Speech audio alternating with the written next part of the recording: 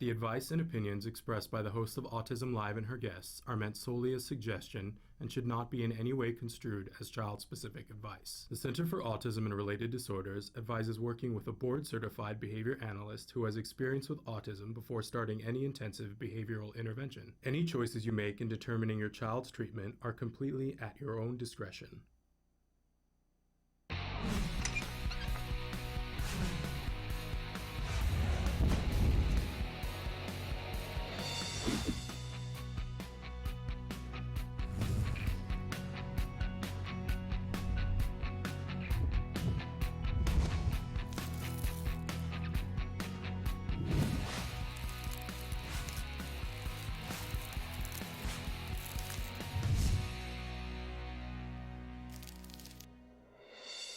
Good morning and welcome to Autism Live. I'm Shannon Penrod and we are coming to you live from the Warner Center in Woodland Hills, California. This is the home for Autism Live. It is also the home for the Center for Autism and Related Disorders. Now, I know last week I told you that we thought we were going to be live from the Fresno card office. We are not live from the Fresno card office, although I just was with them on a Skype call. But they were moving, and so we decided to push that back, and we will go there another time. But what a lovely, lovely office that is, and they have a brand new, I got to see part of it on the feed, and it's a lovely new office. And instead, we're here live in our regular home, so that's very comfy for me, and it is Wednesday, and we do have Dr. Graham Pichet here with us live. So Traven is showing you some of the different ways that you can connect here with us. We're so proud of the fact that we're coming to you on more screens and in more ways that you can watch it. They just told us over at BronxNet TV that they're going to move our time. So we're moving to prime time over on BronxNet. I believe we're going to be in prime time on Tuesday nights starting next week. We'll let you know more about that information, but also check us out in one of our newer places on iHeartRadio. I do want to tell you that if you go to our homepage, autism-live.com right now, that our live chat is open. I have it open, and you guys can be writing in your comments completely anonymously, completely free right now. You can write it in the other places as well, and we'll be monitoring those as well. But what's nice about the live feature is that nobody gets to see your comment. If you're commenting on Facebook or YouTube, people can at least see whatever name that you've put there, right? And sometimes you want to be able to ask a question and not have the world see that you're asking the question, right? So looking forward, although now I've helped myself out so that I have the show playing live on my thing. That's good. In any case, that's how much I've helped myself out there. That's why I don't normally have that up at the top of the show. Okay, but we're thrilled to be here with you. We are going to be with you live for the next hour. Dr. Graham Pichet is going to be answering your questions. You can be writing those in right now. We do have some that were submitted ahead of time. And already I see that somebody has written in and said, yes, I love having Dr. Doreen live. We do too. So my friends, let's not waste any time. It's time for Ask Dr. Doreen. Dr. Doreen Grand-Pichet is the Dr. Doreen is an expert in autism. Doreen Grand-Pichet. Dr. Grand-Pichet. Dr. Doreen Grand-Pichet. Dr. Doreen Grand-Pichet is a visionary in the field of autism. Now you can ask her questions on Ask Dr. Doreen. Welcome to Ask Dr. Doreen. We have with us the fabulous Dr. Doreen Grand-Pichet. For those of you who don't know, first of all, I'm her biggest fan, and I know that some of you would like to, wrestle me for that title because you have lots of fans. Oh, that's so nice. But today I'm saying I get to hold the biggest fan title because she's a remarkable person. She founded CARD, also founded Autism Care Today, has been making a difference for more than how many years? I mean, it's embarrassing to me to say 40 years. Like it doesn't even want to come out of my mouth because nobody would believe that. You don't even look 40 years old, so it's like, how can you? Thank you. Does she? I mean, tell me if I'm crazy. You don't. So has been helping individuals on the spectrum from very young babies up through senior citizens. I always say that I consider her the preeminent expert in the field of autism.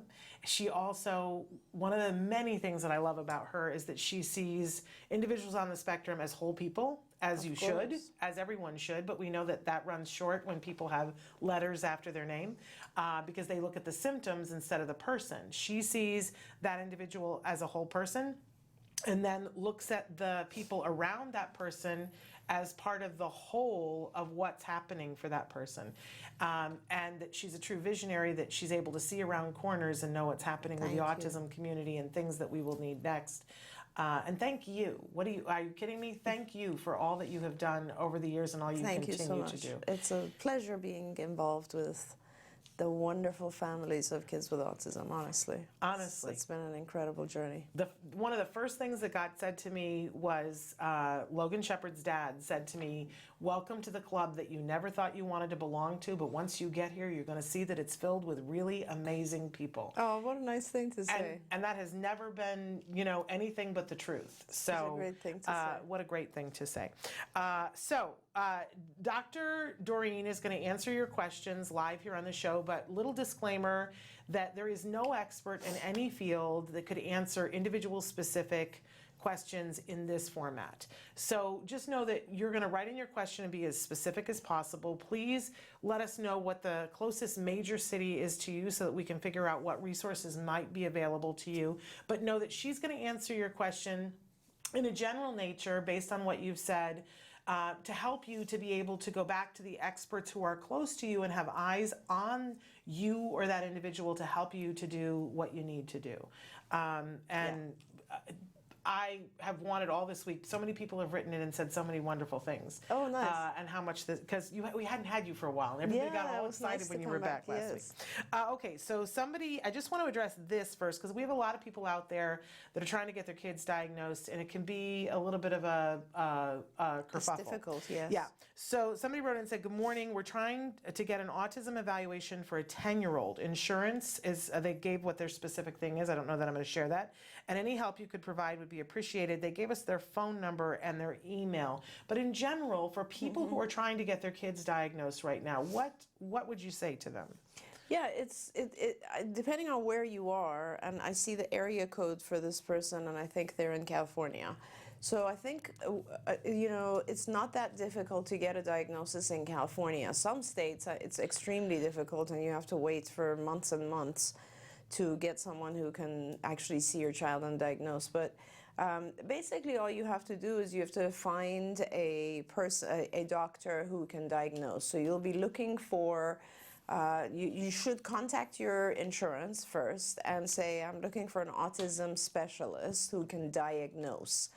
That's not going to be a BCBA. It's going to be either a licensed psychologist or a psychiatrist, a developmental pediatrician. Those are basically the three people or three categories that would have had training in diagnosis of autism. There are many others. Your physician, any of your MDs can diagnose as well, but if you want a really comprehensive diagnosis, you probably want to see one of those three categories. And then you just ask your payer, your insurance company, to give you some names, and you call them up and get on their calendar. And that's really as simple as it is. And, it's one of those things I think you got to keep, like the first person you call may say no, and you got to keep moving forward. You have to push forward, that's right. And the thing that worries me, Shannon, is that there are some states where kids are still being put on hold for 6 months, and that's just crazy. It's just crazy, Yeah, absolutely. And, I remember when there was a period of time in one place in California where the waiting list was 2 years. And I know that when you found out about that, you said this is crazy, and then you made yourself available so that you could diagnose a bunch of kids. Yeah, we actually formed a psychometrics company so that we could do testing and diagnose kids all the time. There are states, however, like Michigan, for instance, where you basically don't have that sort of thing going on and families are stuck.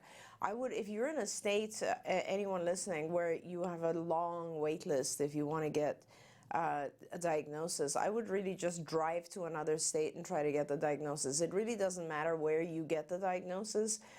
any physician, any psychologist from any state's diagnosis will work for your insurance company. Okay, we had somebody who just wrote in on the live feature, and I'm really tuned into that today.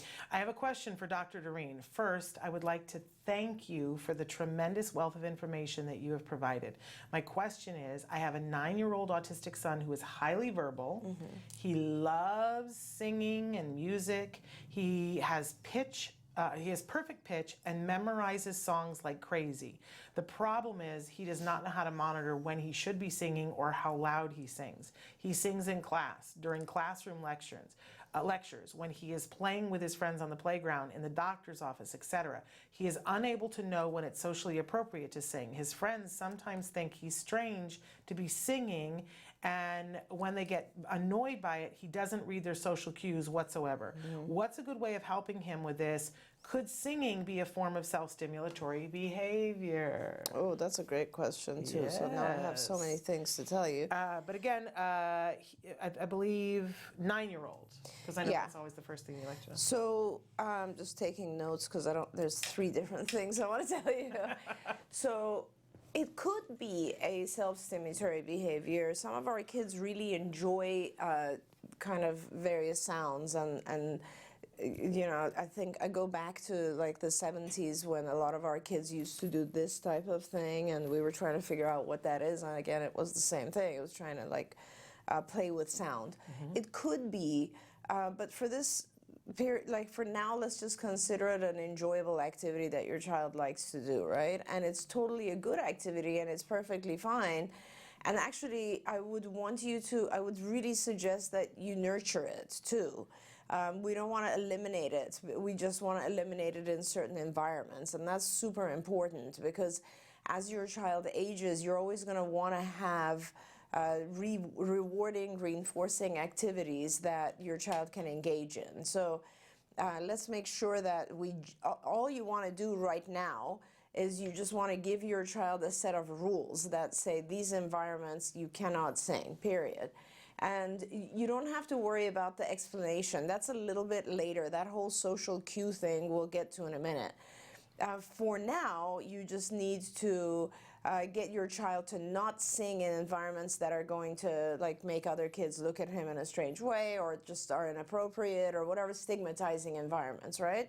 So perhaps that would be in certain school situations, in public, and whatever it is. But make sure that however you get this rule, see, in the beginning, what we do is we give our kids, we try to teach them what's called rule-governed behavior, because it's a lot easier than socially interpreted behavior. So you just give them a series of rules. Here you can sing, here you cannot sing. That, and you want to give that to your child. I don't know what his level of functioning is, but if you can actually like write out a list so that he can read and say, is this an environment? No. Or is this an environment? Yes. And it's just that clear. Okay, so that is dealt with. The next thing is now teaching your child why certain environments are inappropriate, right? Socially inappropriate.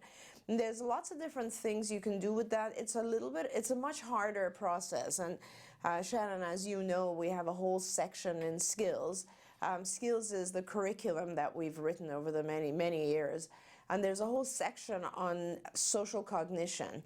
And this has to do with the ability to read other people's thoughts about us. It's to be able to interpret how people see us, right? So, for example, if he's singing and a group of kids start to laugh, things that will teach the child to begin to interpret things differently. Now, think about theory of mind. It's not just that people see things differently than we do. It therefore influences that, you know, the thought pattern that people believe in things differently. People have different preferences. People have different feelings than we do, all of that. So we've written all of these kinds of things in a particular order. It's in the skills curriculum. I really recommend you take a look at it there, just because it's like I couldn't name all the lessons. I would love to, but it's about 100 different consecutive things, you know, that you start with just reading another person's facial expression. and then getting to the point of understanding how what you did would have possibly influenced their feelings, then getting to the point of understanding how you might perceive an environment a certain way or a thing a certain way, and someone else will be the exact opposite. It just goes on and on and on, and it's a pretty complicated series of lessons. So until your child has a really detailed understanding of theory of mind and perspective taking, it's going to be very difficult for the child to understand social appropriateness of various behaviors. One of the things I do want to tell you is, as you develop this whole thing and get to the point where your child has some understanding that, people think differently than I do, that's the whole core of theory of mind, then you can also videotape scenarios like your child singing, other people looking, and so on. You can even do a mock scenario. You can set it up, and that's what we do with our therapists. And then you sit with the child, show the video, and go through it and say, what do you think they're thinking? Do you think they like your singing? Do you think it's bothering them? There's a lot of different things you can do, but I would suggest that you, right now, first do a set of rules so that your child is stopping doing those, singing in environments that are not appropriate, and then just literally go through the social cognition curriculum and go step by step. I promise you, it won't just help this thing, it'll help a million different types of behaviors that your child might be showing. Yeah, I would just add to it, because you're so brilliant and you've been doing this for so long, you forget all the little things that you do. Skip steps. That that the rule thing works with our kids. It really, really works. But there's a bunch of little things that we have to do. We can't just say, here's the rule, now you follow it. We need to help them with the rule, and sometimes distract them when they're, and say, hey, we're doing this instead, and then reward them when they're not doing it. Right. There's a little bit of finesse to it, but if you want to learn how to do all that, that's all available for you at ibehavioraltraining.com. Easy trainings that you can do that are really inexpensive. I always like to recommend that people start with the compliance one. I know that isn't necessarily what the folks at IBT like people to start with, but I think when people see the compliance one and they go, like there's a click, and then you want to do the rest of them. It's true, but they're all valuable. They are. Like sometimes I feel like we're when a question is this complex. Yeah. And the best way I can answer it is just to say, go look at skills or go look at IBT. I feel like an infomercial, and we're not trying to be an infomercial. It's just that it took us, I don't know, maybe 10 years to write all of the lessons that are involved in social cognition or theory of mind. And honestly, when we started writing these lessons, a lot of people were saying you cannot teach perspective taking. And we were like, oh yes, you can. This is how you do it. And we published on that over and over, showing that kids did learn how to take someone else's, the famous lesson where you blindfold the child and you have them take you from one location to another. It really gives the child a lot of perspective. But at the same time, you have to do it in a certain order, and if you don't do it in that order, it can be a little bit tough on the child. Because they suddenly become aware of everyone, and now they're become very self-conscious about, like, what are people thinking about me? And that's not really the purpose of this. Yeah, and just so that people know, because if we just hear them saying, oh, we blindfold the child, they'll be like, what? No, you blindfold the therapist, actually, and the child tells the therapist where to go. And it's a game. It's a game. The kids love it. It's, I think it's called Treasure Hunt. Or this one is just blindfold task. Okay. Yeah. Well, and a lot of times, what I've seen them do, they'll hide something. The child gets to hide it somewhere, and then the therapist is across the room, and they're blindfolded, and they can't see. Right. And it's like they play this game on Survivor sometimes, right? On the show Survivor. And the child gets to stand up on something high that they're safe, but that they can see the room, and they make an obstacle course. Oh, okay, yeah. Right? Yeah. And they try to guide the therapist through the obstacle course to get to the treasure. Exactly. The kids love it, and it helps them to learn, oh, you can't see that. That's right. Or, oh, if I tell you, if the kids are older and they go to the left, but it's the other person's left. Yeah. Like, it really puts it in practice in a very fun way where they go, oh, why aren't you doing that? Well, I mean, a lot of times, as you know, our kids will say things like, And even though you're blindfolded, they'll be like, go there. Right, Right? right. And it's the type of thing that, and also they do that on the phone, obviously, right? Yes. Which also is the same scenario. Yes. And when they do it in this particular thing, they suddenly realize, oh, wait a minute, the person can't see where there Yeah, is, it really so I have brings to it home. describe it. Exactly. It really brings it home.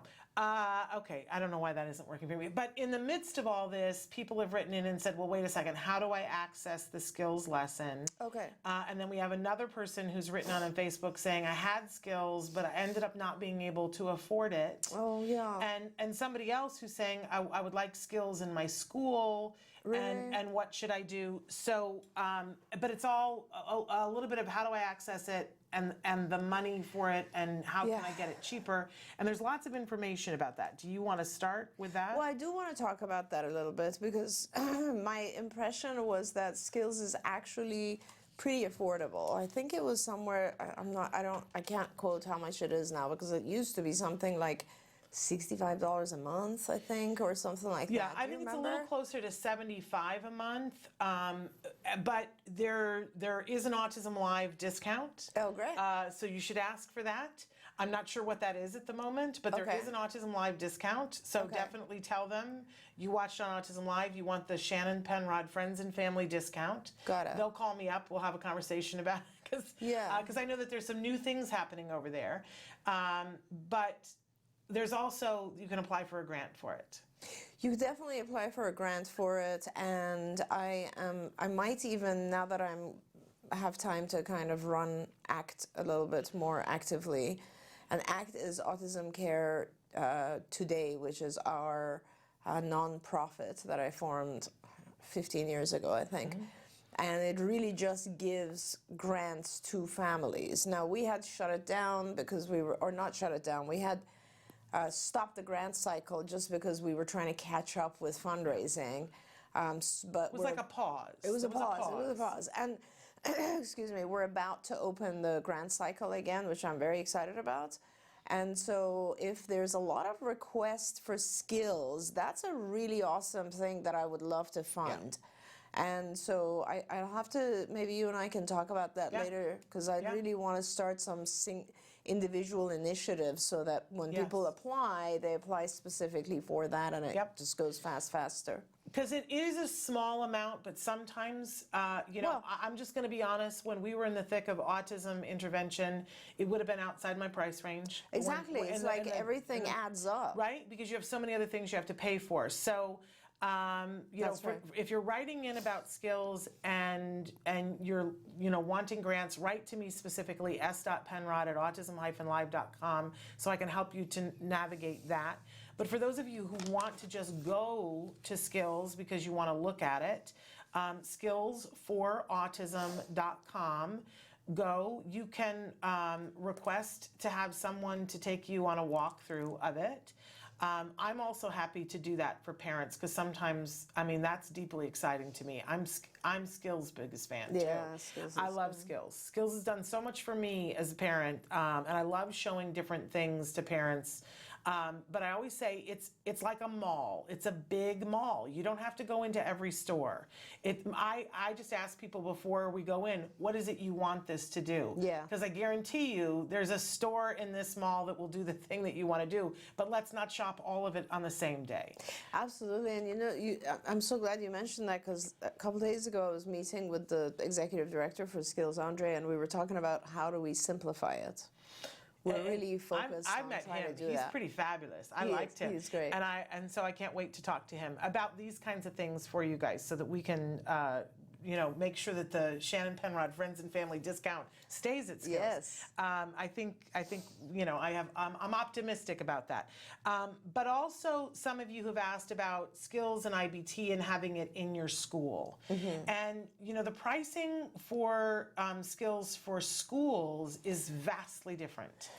Because it's buying a series of contracts and you can customize it. Lots of schools have been able to do it. I would say if that's what you want to do, just call over there. There's a phone number if you go to Skills for Autism. Just call over there, tell them what you want to do, and they will give you a quote. Sometimes they're like in different states, there's different things that allow them to do different things. Or you can even just call them and tell them your school's information, and one of the folks at Skills will then contact your school and try to get a contract going with your school. In fact, somebody just wrote it in and said, "Hi, I'm a BCBA and use the book Evidence-Based Treatment, the CARD Oh, good. model." They say, "I find this so beneficial. I especially love the appendixes in the that's Skills. appendices, That's excuse me, Skills. in the back with the breakdown of goals. Thank you so much for sharing your knowledge by writing this book. I would love to purchase Skills as well for my clients, but the cost is quite prohibitive being that I have 10 clients." But when you're buying it a different amount and they're wanting to know if there's any promotions, just call over, tell them that what you want to do, what you're doing. They do it at they do it for schools, they do it for ABA providers. It functions differently than if you're buying it for your child, right? Absolutely. Because it's, you need to be able to go back and forth That's between right. children. You would not be paying $75 for each of your children. They would give you some sort of deal. Yeah. So just call over to them. Tell them that you heard it from Dr. Grant-Pichet and Shannon on Autism Absolutely. Live. And I'm really thrilled when I hear that BCBAs like Skills and are using Skills. I love that. I got to tell you, as a fellow BCBA, you'll love the reporting aspects of it. It's my favorite thing about Skills is how it generates data for you and how it can just produce the graphs that you need for your patients. Yeah, well, like I said, it's a huge mall, and there's lots of different stores in the mall. Yeah. But from one of my favorite stores in the mall is the BIP Builder. Mm-hmm. Oh my goodness, because there's so much room for error, and especially as a parent, the first time I ever looked at a BIP, I was so overwhelmed. Yeah. Right? And they would hand me a BIP. There was one time where we took, I'm not kidding you, 4 meetings with no less than 12 people in the room to write a BIP. Right? And it took months. And meanwhile, my son was engaging in the behavior and nobody knew what to do. And so Right. everybody was doing something different. Right. But then the BIP Builder came online, and I've told this story before, so forgive me if you've heard it. But they handed me a BIP for my child and said, well, this is the BIP from last year. And I don't know how to read it. And I consider myself a fairly intelligent person and deeply curious, right? But I sat down with the BIP and I opened the BIP Builder and I started comparing. And I was like, oh, it says here the function of the behavior is attention. So I drop down menu over here and I plug that in. I'm just going to compare. And then it says here what the antecedent is, and I go to put that in, and the little system went, warning, this has not been found to be effective. Mm-hmm. And I was like, what? And then, of course, then I start to see the whole thing. The antecedent that they had put in did not match, and then when I got to the consequence was somebody was going to talk to him about it. Yeah. Which is feeding the behavior. Yeah. So I went back into the IEP and I said, hi, your BIP right here where you have this is not a scientifically based, evidence-based thing. I would rather must that have you do loved this. you. And they went, we don't need to look at that paper. We'll and then suddenly I had a different person at the meeting. It was like that just suddenly disappeared from, we don't need to, right? And then he had a BIP that, hey, guess what? It worked. And then the behavior went away. Yeah. And we were this, and you know what the behavior was for? Every time there was a writing task, he was in avoidance. Oh, gosh. Right? And so he would do everything. And now I have a son who is getting ready to apply to colleges for what? Screenwriting. Wow. It's amazing. Because the behavior got dealt with appropriately. Honestly, and that's why you need a good BIP. That's amazing. Right? And how about the opposite side of that when we hear about people, the teacher who didn't have a well-written BIP and didn't understand it. Right. And so she zipped her child into a bag, a duffel bag that was meant for tennis balls. Right? And that's how the mom, and then they called mom and said, you have to come get him. He's engaging in behavior. Oh my she God. got to the principal's office and said, where's my child? And they unzipped the bag. He was in the bag. Lawsuit, let me just tell you. But that's what happens when you don't have a decent BIP. So we don't want that. It's one of the rooms in Skills. You may never go into that Yeah. room, but I love that. That's my store. It's a really good place, and I have to credit Dr. Jonathan Tarbox for working a lot on that and really perfecting kind of the CFA, which is the indirect functional assessment, which is the basis for a VIP builder, is identifying what the function, the behavior is. And he did an amazing job with that, truly Isn't that did. wonderful. Yep. So many talented minds worked on Skills Absolutely right. and on IBT. It's just sort of amazing. Okay, we didn't take a break. How crazy Okay. am I? I just keep making you talk. We're going to take a break. Keep writing in your stuff. We're loving hearing from you guys live. We'll be back after these messages. Hey, I'm Candace Cameron Bray, Tom Bergeron. You're watching Autism Live. and you're watching Autism Live. And you're watching Autism Live. You're watching Autism Live.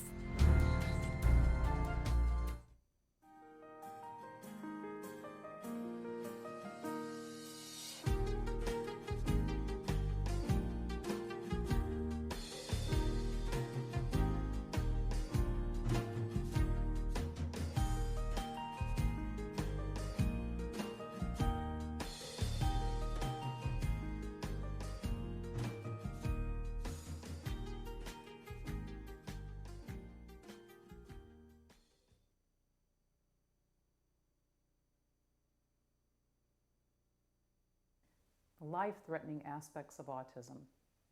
Unfortunately, autism can be a life-threatening condition. There are things that are associated with it that parents need to know about. First of all, there's the risk of seizure. It's heightened in people with autism. There's also the risk of what they call elopement, which means basically running away. Elopement can lead to things like exposure, drowning if they get near bodies of water, and maybe being hit by cars. Being hit by cars is certainly something that seems to be emerging as a problem in people with autism. So what do?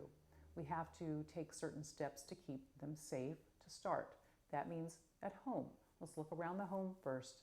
Where are your points of entry? Barriers, doors, windows, access to bodies of water, gates, fences. You have to look at school, because people with autism can sometimes elope from school or things like that, daycare. So you have to make sure that it is written into their plan, wherever they are, that people are going to be responsible. That may include a tracking device. For some people with autism or Asperger's, a tracking device might be useful. It might help people know where they are, so in case someone has taken them a place that they shouldn't be taken, kind of trick them. Sometimes you get that happening with your teenagers, or they're just a child that's unable to communicate or speak very well, and you need to know where they are. Consider that. There's a new generation of tracking devices. It can go in their shoe, can go in their jean, maybe in a cell phone. And I would also add that one of the most life-threatening aspects of autism is sadly being bullied, socially excluded, things like that. That's always happening in people with autism spectrum disorder. People bully them, exclude them. The risk of suicide is unfortunately very high. So do not be afraid to probe, ask uncomfortable questions, see what's happening. Even if they don't tell you, you need to ask other people at school what they know, what they've seen. Even though it's an uncomfortable thing, we do need to be aware that this is a very dangerous situation at times. Be very, very vigilant. Stay upbeat, be positive, and realize no one person and no one family can keep a child with autism safe all by themselves. Get the support you need, look around, be vigilant. It's better to take steps you feel that you don't need too soon than too late. Welcome back to Autism Live. So last week we addressed a question, and we had somebody who just wrote in, and I want to say first of all hello, and I want to tell you that we answered a question written by your family last week, and I didn't have a chance to call you and tell you, but Mom writes in this week and says, thank you for everything you do for all of us. I have a question. My son is 12, has Down syndrome and ASD, L2 verbal bilingual. He has troubles with transition. He started middle school in August. He has not yet adjusted to the schedule at school, lunches at different times, classes change as well. What are your recommendations for us and for school? Okay, sure. What was his age again? So 12. 12. And he's in middle school. Middle school, just started middle school. And they're basically saying level 2. Yes. And he's bilingual. I don't know whether it's, but she has it verbal, B-Y-lingual. So I don't know if that's really bilingual or Okay. or So he's verbal. or verbal Okay. And bilingual. I don't know. And he's middle school, and what is the problem? Is transitions? So the whole middle school thing has been hard, but Yes, in middle school is particular, very the difficult. fact that the schedule, that lunch isn't at the same time, and that the whole thing with classes middle aren't school. at the same Yeah, time. yeah. I don't know, why do they walk out of their way to make it harder? So it's interesting because we very specifically, I remember when years and years ago, again, we go back to skills, but there was a phase where I noticed a lot of my younger kids hitting middle school and having these types of issues. And it really it's very focused on the scheduling of events, right? And I'll talk about that a little bit. So what we did is we actually put a whole section of skills in which had to do with transitions that are very specific to middle school. I'm trying to remember the name of the lessons that we wrote, but what we were encountering, and I'm wondering if it's the same thing for your child, was that a lot of the kids would have a very difficult time because middle school is when the schedules that you're given are not very direct. So for instance, you'll go to a class, and first of all, there's a lot of change. You are now moving around. A lot of times in elementary school, you're in one classroom. Middle school, you're the one getting your stuff and going from one class to another. Your teacher changes. Yeah. The group of kids that you're with change. So the direction you go, you can no longer follow people around. You kind of have to find your own schedule and your path. And then the worst part of it, I remember, was that a lot of our kids would have a hard time because they would assign you homework which wasn't due tomorrow. It was due in 3 days or 4 days or day after tomorrow or whatever, and our kids just had a really, really hard time organizing themselves. Yeah. And so we realized that this has a lot to do with just organization, and we wrote a whole series of lessons having to do with task organization, and it is in skills. And it really has, it's funny to say this, but the best thing you could do is buy your child one of those old, what did we call those? Planners, exactly, and really teach your child how to use a planner. Now, if you want, you can also do that on an iPhone or something, but it's all about using a planner so that everything that is, I had to literally do this with all of my kids when they entered. This is good for all kids, not just our kids on the spectrum. But teaching them to actually, when you receive an assignment, to actually consider that something that you have to do that night, for example. When you're going from one activity to the next, like, in other words, you mentioned your child's issue is transitioning, and transitioning, you just get better at as you keep doing it. It's a thing that you'll just start to get much better at as you practice it. But it does have a lot to do with anxiety. And generally speaking, if you don't know what you're transitioning into, you're going to tend to have a harder time going to the next activity. And particularly if the activity you're in right now is somewhat enjoyable or safe or familiar, you're going to have a very hard time going into another activity. So like everything that Shannon and I often talk about this, if you want to teach a specific skill, you focus on that skill and you work it not when it's happening in real life, but you know, as a lesson, you specifically pick a particular amount of time and you focus on that. Just like if we want to, I don't know, physically get in shape, we pick an hour and go work out. Like you have to have. Is that what we do? I'm not sure. I don't know about that. I don't know that lesson. But yes, I hear that. But this is the same thing, right? Yeah. So you have to pick a certain amount of time and focus on transitioning your child from preferred to unpreferred activities. And the way that you do it is they're in a preferred activity. Well, first of all, what you should start out with is just going from a neutral activity to a neutral activity. So two things that are approximately the same level of reinforcement, you have your child discontinue. So there's so many aspects of transitioning. Sometimes our kids just want to gain closure. That's again an anxiety thing. They want to finish an activity before they can let it go. A lot of us are like that. But the first task is to interrupt your child in the middle of an activity and have them just leave it alone, right? And then some time goes by, reward them for being able to do that. The next phase is to go from a neutral to a neutral activity. And again, as soon as they move, you give them a reinforcer in the new neutral activity. Next is to go from a preferred activity to a non-preferred activity or just a neutral activity.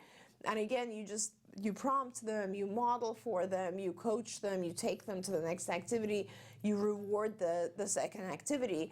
And as you continue to do this, then you mock produce situations that are more and more similar to what the child's going through in middle school.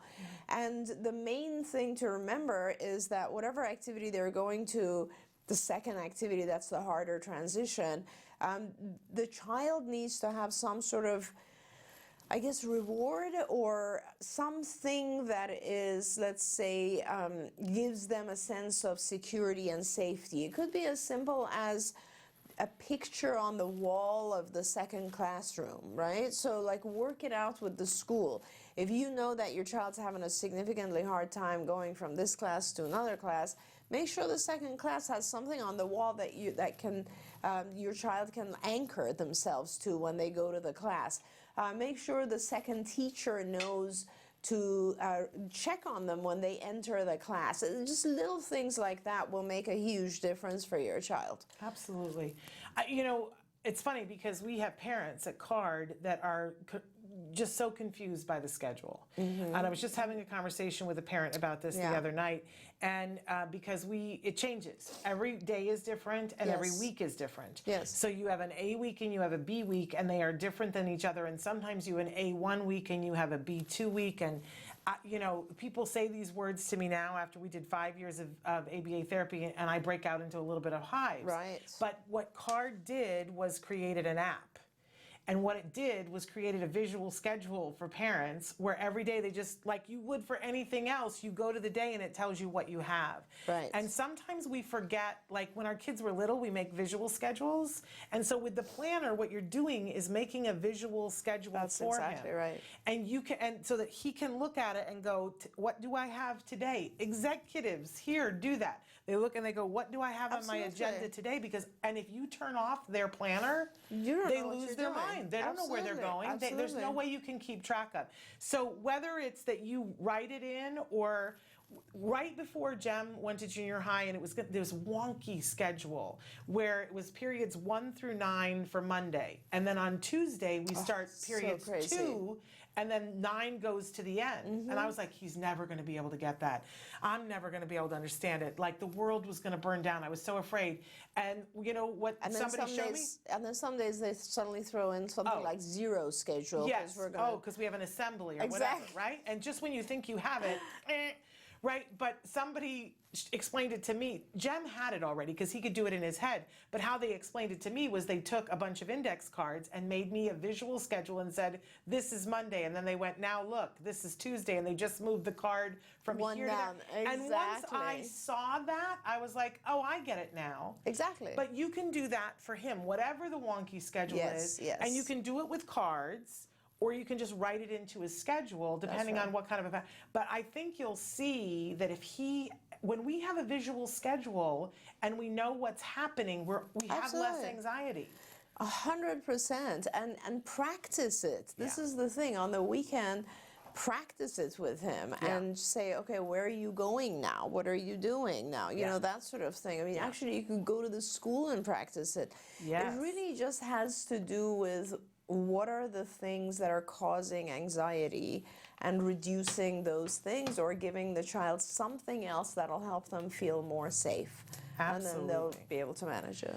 And then your life gets better because then he's a happy camper at school. Because, absolutely. Because just like us, all of our kids are, they don't want to do something wrong. They don't want to get lost. They don't want to stand out. They don't want to go to unfamiliar activities where they might fail. I mean, I remember Like my kids, typically developing kids, would have an issue with going to PE, for example, because they're not very athletic, right? So those types of things, it's just, see things from your child's perspective and it'll become very easy to plan. Absolutely. Okay, so somebody has written in on Facebook and said, what are the major differences with developmental delays due to extreme prematurity versus autism? My son has been diagnosed with different agencies: regional center, developmental doctor, school district, and the diagnoses are not even similar. So obviously her son was born premature and somebody's diagnosed autism. What's the difference? Yeah. Isn't that annoying when you're just trying to seek a clarification on what's going on with your child? So the way that I look at the diagnosis of autism, and perhaps that's because I've been in the field for 40 years, so you see a lot of change in the classification of the diagnosis. When I first started in the field back in the 70s, we had a whole different series of things we were looking for. Like one of the symptoms of autism back then, and I think it was either the second or the third diagnostic manual, was something like the child is insensitive to pain. I mean, like things that we don't even look at anymore right now. So when the diagnostic criteria, when the symptoms change all that often, like they've changed 4 times in the period of time I've been involved, it tells you that the symptoms are not diagnostic, they're descriptive. So they're not, if your child has these symptoms, he must have autism. It's more like most kids with autism have these symptoms. So I wouldn't be too focused on the diagnosis. I always tell parents, the diagnosis is useful because you will get funding. That is the only use of the diagnosis. All children on the spectrum have a different set of symptoms. There are some commonalities, but one child will have one symptom that another child won't have, and they both will be under the umbrella of ASD. So what I really suggest, and to answer your question more specifically, yes, there will be some similarities from premature babies who will have certain types of behaviors that are very similar to autism. The way that the diagnosis of autism works, though, is that you have to have a specific number of symptoms within certain areas. So in the social communication area, you need to have X number of symptoms. In the repetitive behaviors, you need to have X number of symptoms. So it becomes really important that you sort of, fit that criteria. But yeah, they could be very similar. With a premature baby, you probably have some of the symptoms, not necessarily all that will lead to a specific diagnosis of autism. For example, you might have 2 symptoms where 3 are required, that kind of thing. But having said all that, don't even worry about it. If you have a diagnosis of autism, get your funding and get your intervention, get your ABA going. And if you have a diagnosis of just prematurity or developmental delay or something like that, try to get help. You will have less access to funding without a diagnosis of autism, just because your situation will be less severe. But having said that, get ABA, because it's all about teaching those skills. It doesn't matter what, as I've always said, Shannon, the way you look at autism or any other disorder. It's like we're looking at ADHD this way, we're looking at global delay, developmental delay, intellectual delay, any kind of delay. What you do is you list all the things that are like delayed in contrast to peers, and all the things that are excessive in contrast to peers, and you balance them. You teach the child using ABA techniques how to do less of these things. For example, less screaming, less tantruming, less aggression, and less self-stimulatory behavior, and more of these things. For example, more social, more conversation, more language, more play, etc. And you try to bring the child within what we classify as kind of the normal realm of all behaviors for that age, and that's it. And that is your goal. So whatever the diagnosis, your goal should be to increase functional behaviors and decrease challenging behaviors, and that's it. Yeah. I think as parents, we get all hung up on the diagnosis, right? Yes. And it's like the thing that we hang everything on. But I'm here to tell you that the diagnosis shouldn't define our child or their progress or where we expect them to be. What as parents, what's useful is if we take the diagnosis to define where we're going to go to get funding to help our child get what they need. Exactly. And that's it. And then everything else you just sort of shove into a back closet and you go, not dealing with that. Because it's like all the stuff that's not useful to you. Right. If having the diagnosis gets you the therapy that you need to help your child to be able to do the things that they want to do, it's like that's enough. Right. Right? But everybody else will try to bring their, well, what's the diagnosis? Don't you find, I have many friends, unfortunately, that are going through cancer right now, and everybody wants to know, well, what stage, and they will all say, that's not helpful or useful to me right now. This is what I'm doing for treatment. I wish as an autism community we would gather around that too, because it's the same thing. No, okay, your level, whatever, meh, I don't care. Yeah. Let's treat you. You're an individual. You're here, and you need to learn some skills to cope, and you need to learn some skills so that you don't have to throw a tantrum. Let's just do that. That's right. Let's just do that, right. and not worry about everybody else's mishigas, as my friend Right, says. honestly. Right? Like, just move that to the back of the bus. Okay, now since we've been talking about middle school and high school, somebody wrote in and said, my child going to middle school is also my fear. I don't see that he will be able to be successful there because of all the transitions. Elementary school seems barely doable in public school. What will happen if my child is unable to adapt to a public middle school? Are there options besides homeschool? And they write in that they're in Glendale. And I think that we probably both have things to... You have a million options. You have a million options. And being in California helps, of course. You start with requesting an IEP, Individualized Education Plan, and you can get an aid for your classroom. You can get an aid for your child specifically. You can get a resource specialist who can come in and try to help figure out how to make the schedule easier for your child.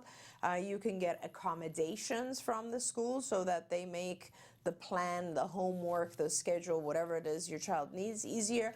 There's a lot of things. You have a lot of options. But I wouldn't worry about that just yet. I would just maybe spend the summer practicing. Honestly, if you have the opportunity to go to the middle school with your child and talk to the teachers ahead of the school year and figure out exactly what it is that they are expecting from your child in detail, then I would work with someone to plan it and practice it. Yeah, and you can have aides do all kinds of things. Yes.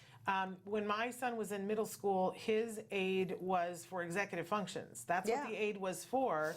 And so they helped him at school to set up his planner, work through his planner, notice what was in his planner, hand in the thing that was in his planner. There's all kinds of things, and it's individual. So, you can find the way to do it. It's just a matter of getting the school to be on board with that, and that's a whole Bonnie Yates conversation. But there's ultimate things that you can do. I'm so excited because you're going to love this next question. Okay. This is the first time. I wish that we had buzzers and things. You know how they have that, you're the 1 millionth customer. Yeah. This is the first time that somebody has written in with this, and we always see this. They write in, I'm confused about the levels of autism. Most people say my child is level 1 or level 2, but my child has 2 levels. Oh, good. Level 1 for social communication and level 2 for repetitive and restrictive behaviors. Why are there 2 levels? Congratulations, because you're the first parent who's written in and said, I have the 2 levels, because that is correct. That is correct. So a couple of years ago, actually I don't remember what year it was now when they changed into the DSM-5. It's like 5, yeah, that would make it, 7 years ago already? Good Lord, Shannon. It's been a while. We're due for another change, Yeah, they changed every few years. So 7 years ago, they came out with the Diagnostic Manual 5, which basically said, okay, autism, before that we used to have like different types of autism, like autistic disorder, and then there was Asperger's disorder, and then there was PDD-NOS, which is pervasive developmental disorder not otherwise specified, and so on. And with the DSM-5, they said, no, this is all just one spectrum with different levels. And the other thing they did is they in the old days, 7 years ago, there used to be 3 categories of symptoms. One was communication, one was social behavior, and one was this repetitive stereotypical repetitive behaviors, which are very, very classically aligned with autism. And what they did with the DSM-5 is they merged the social and the communication, and it makes sense because if you think about it, you know, not having communication, not being able to communicate will delay social. And so those two are somewhat related to each other. So now we have two domains, the social communication and then the repetitive behaviors. And there are levels, there are 3 levels for each of those. So for example, in level 1 through 3. And the levels have to do with the amount of assistance or support your child needs. If your child needs very little support to deal with the social communication issues, then it's a level 1. If your child needs a moderate amount of support in that area, it's a 2. If your child needs a lot of support in that area, it's a 3. And if your child requires a little bit of support with their repetitive behaviors or sensory repetitive behaviors, it's a 1, again a 2 and a 3. But there are 2 domains, 2 distinct areas, social communication and the presence of repetitive stereotypical behaviors. And each of those will have a number. And I've said that multiple times. In fact, when you diagnose, you're not even supposed to mention the number. You're supposed to say with, you know, needing excessive support or needing minimal support or that sort of thing. But whatever it is, a number for each domain. So for your child, you got it right. Whoever diagnosed your child did it the right way.